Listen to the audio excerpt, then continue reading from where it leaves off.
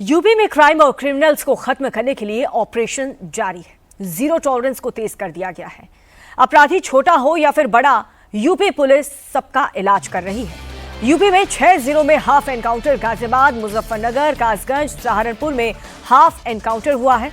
कासगंज में 25,000 का इनामी प्रदीप यादव मुठभेड़ के बाद गिरफ्तार कर लिया गया। वहीं मुजफ्फरनगर में गौकश दीन मोहम्मद का हाफ एनकाउंटर हुआ है। दीन मोहम्मद पर गौकशी के 14 मामले दर्ज हैं, जिसे पुलिस की टीम ने गिरफ्तार कर लिया। अरे माफ कर दो, माफ कर दो।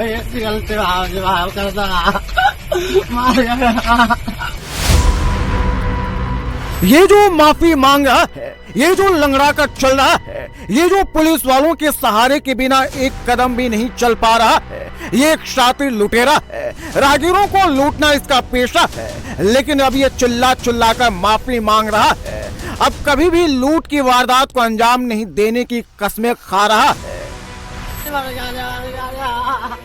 अरे माफ कर दो, माफ कर दो।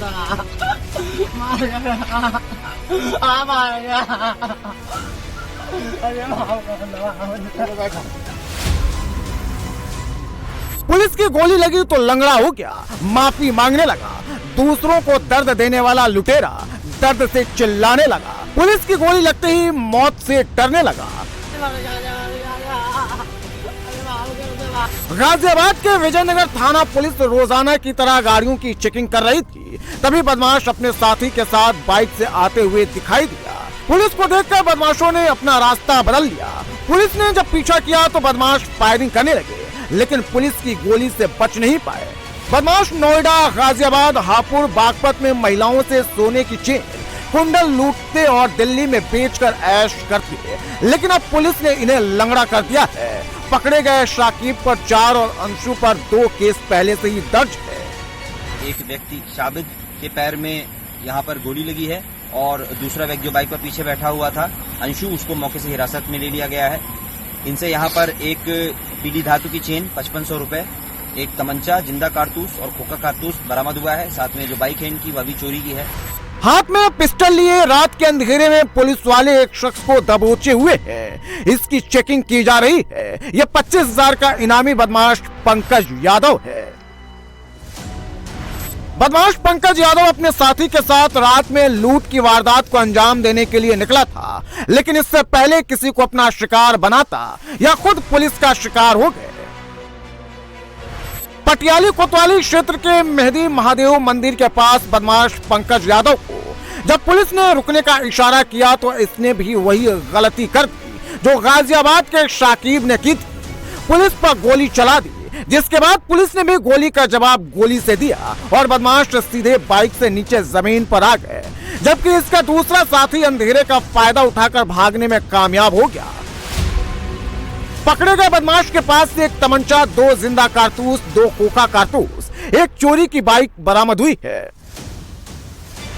पुलिस वाले जिसे टांग कर ले जा रहे हैं, इसके दाईं पैर में पुलिस की सरकारी गोली लगी है। इसका नाम है दीन मोहम्मद। इसके ऊपर 1-2 नहीं बल्कि गोकशी के 14 मामले दर्ज हैं। पुलिस ने जब दीन मोहम्मद को घेरा तो यह गन्ने की खेत में जाकर छिप गया। पुलिस वालों को डराने के लिए गन्ने की खेत से फायरिंग करने लगा, लेकिन मुजफ्फरनगर पुलिस ने बदमाश को चारों तरफ से घेर लिया था। दोनों तरफ से कई राउंड फायरिंग हुई। आखिर में सरकारी गोली से गोकश दीन मोहम्मद बच नहीं सका। 21 अगस्त को ही पुलिस ने दीन मोहम्मद और इसके साथी शहाबुद्दीन उर्फ साबू को घेरा था। साबू को तो पुलिस ने धर दबोचा, लेकिन दीन मोहम्मद फरार हो गया था, जिसे पुलिस ने हाफ एनकाउंटर कर अब पकड़ लिया है। पुलिस की गोली तो यूपी के सहारनपुर में भी चली है। थाना बाजार इलाके में पुलिस ने नशे के एक तस्कर को घेर लिया। दोनों तरफ से कई राउंड फायरिंग हुई, जिसमें शातिर बदमाश के पैरों में सरकारी बुलेट जाकर धंस गई। पहाड़ हो या फिर मैदान, आसमान में आफत की बारिश इस वक्त हो रही है।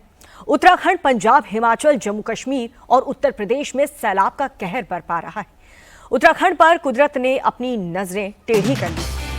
रुद्रप्रयाग, टिहरी में बादल फटने से तबाही मची है। रुद्रप्रयाग की बात करें तो यहां पर बसु केदार में बादल फटा है। बादल फटने से 40 से 45 परिवार फंस गए हैं। एसडीआरएफ की टीम रेस्क्यू ऑपरेशन में जुटी हुई है।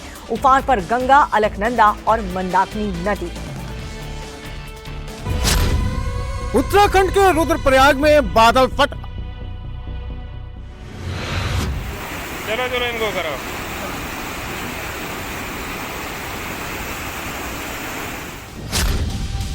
टिहरी में बादल फटने से भारी तबाही। आज गेहूं वाली गांव में बादल फटने से सारे मंदिर रास्ते सारे बंद हो चुके हैं। यहां पर कहीं आने जाने की कोई व्यवस्था नहीं है। हल्द्वानी में भारी बारिश के बाद दरका पहाड़। चली आ रही, ये देखो ये गंगा, अलकनंदा और मंदाकिनी नदी डरा रही है। अलकनंदा का रौद्र रूप, इधर रोड तक पानी आ गया और ये मंदिर थोड़ा सा बचाव। जम्मू कश्मीर के नगरोटा में सैलाब के साथ बह गया पुल।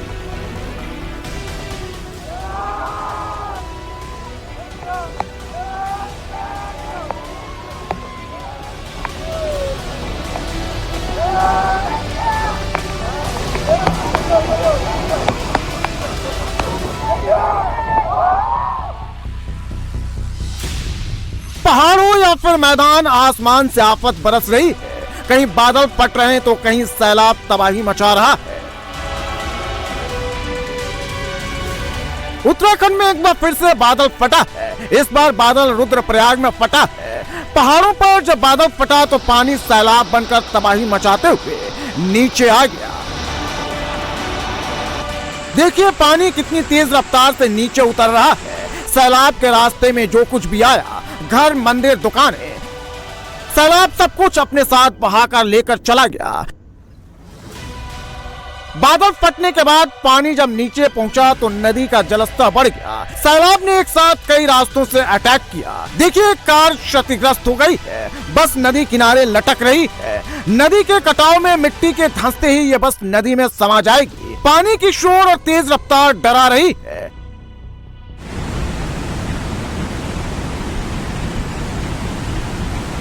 बादल फटा तो नदी का जलस्तर बढ़ गया। जलस्तर बढ़ा तो नदी किनारे मौजूद घरों पर खतरा मंडराने लगा। लोगों के घरों में सैलाब ने कब्जा जमा लिया। देखिए घर के अंदर 5 से 6 फीट तक पानी जमा हो गया है। जितने भी लोग हैं, दुकानदार, ये जितने भी हैं, दुकानें हैं, ये सभी लोगों से निवेदन है, पानी काफी बढ़ रहा है, गंगा मैया उफान पे है।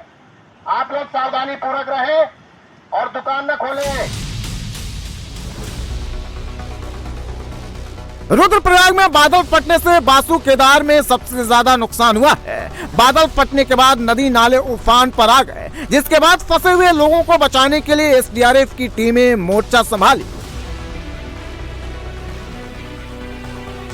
बादल तो टिहरी में भी फटा है। टिहरी के गेवाली गांव में जब बादल फटा तो सैलाब के साथ पहाड़ से पत्थर के बड़े बड़े बोल्डर आ गए, जिसकी चपेट में कई घर, मंदिर और दुकानें आ गए। अभी जहां पत्थर के बड़े बड़े बोल्डर पड़े हैं, यहां से सड़क गुजरती है, लेकिन फिलहाल सड़क गायब है। आज गेहूं वाली गांव में बादल फटने से सारे मंदिर रास्ते सारे बंद हो चुके हैं। यहां पर कहीं आने जाने की कोई व्यवस्था नहीं है। यह सिरोपगढ़ में बद्रीनाथ हाईवे है, जो फिलहाल गायब है, क्योंकि हाईवे पर अलकनंदा नदी ने कब्जा जमा लिया है। बद्रीनाथ हाईवे का एक बड़ा हिस्सा अलकनंदा नदी के आगोश में समा गया है। सड़क पर सैलाब के कारण हाईवे बंद है, आवाजाही ठप है। भारी बारिश के कारण उत्तराखंड में सिर्फ बादल ही नहीं फटे हैं, बल्कि पहाड़ भी दरक रहे हैं। पहाड़ दरकने की ये तस्वीरें हल्द्वानी के रानीबाग के पास मौजूद भीमताल मार्ग की है, जहां लगातार हो रही बारिश के कारण आधा पहाड़ टूटकर सड़क पर आ गया। ये देखो ये सड़क पर मलबा आने से भीमताल, कैंची धाम, अल्मोड़ा समेत कुमाऊं के दूसरे पहाड़ी जिलों की ओर जाने वाली सड़क पूरी तरह से बंद हो गई। सैलाब का कहर तो जम्मू कश्मीर पर भी बरपा है। भारी बारिश के बाद तवी नदी उफान पर बह रही है। पानी की रफ्तार को देखकर ही डर लग रहा है। तवी नदी ने जब रौद्र रूप धारण किया तो देखते ही देखते ये पुल सैलाब के साथ बह गया। महज कुछ ही सेकंड में तवी नदी पर बना ये पुल नदी में समा गया।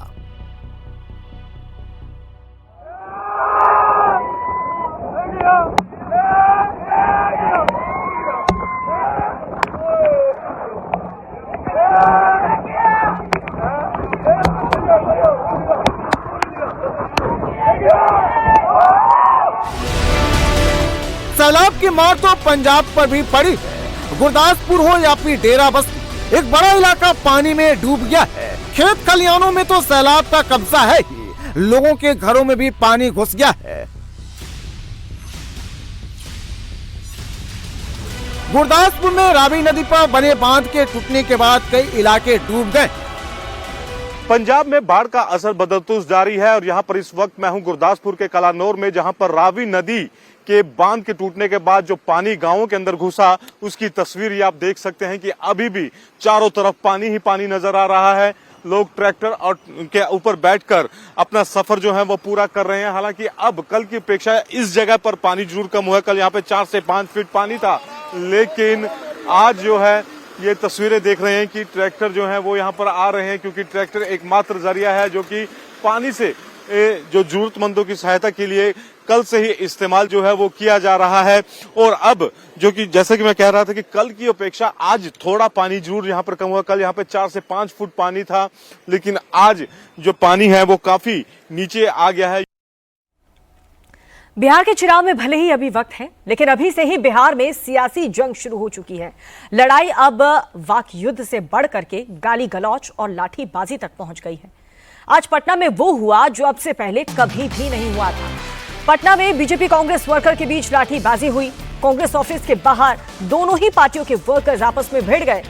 पीएम मोदी को गाली देने के विरोध में बीजेपी के वर्कर वहां पर पहुंचे। बीजेपी वर्कर्स ने दफ्तर के बाहर राहुल गांधी के पोस्टर भी फाड़ दिए। आपको बता दें कि प्रधानमंत्री मोदी को गाली देने वाला रिजवी उर्फ राजा अरेस्ट कर लिया गया है। एक तरफ बीजेपी के कार्यकर्ता तो दूसरी तरफ कांग्रेस के कार्यकर्ता लाठी लेकर मोर्चा संभाले हुए। दोनों तरफ से एक दूसरे पर दनादन लाठियां बरसाई जा रही। बीजेपी और कांग्रेस के कार्यकर्ता आमने सामने हो गए और यहाँ पर उनके पोस्टर यहाँ पर फाड़े जा रहे हैं। यहाँ पर काफी संख्या में देखिए ये आपस में उलझ पड़े हैं कांग्रेस के कार्यकर्ता। ये उलझ मारपीट शुरू हो गई है, एक दूसरे पर हमला किया जा रहा है, लाठी डंडे से हमला किया जा रहा है। ये देखिए जबरदस्त हंगामा कांग्रेस पार्टी के दफ्तर के सामने, और जिस झंडे के साथ ही आए हैं उस झंडे के साथ झगड़ा हो रहा है। ये देखिए बीजेपी और कांग्रेस के कार्यकर्ता आपस में जमकर लाठियां चल रही है। जबरदस्त प्रदर्शन यहाँ पर, और ये प्रदर्शन अब हिंसक हो गया है। दोनों तरफ से जमकर लाठियां चल रही। जिस लाठी में कांग्रेस और बीजेपी कार्यकर्ता झंडा लगाए उसे लाठी को एक दूसरे पर बरसा रहे हैं। एक दूसरे पर जमकर लाठियां भाज रहे हैं। पुलिस यहाँ पर पहले से तैनात थी।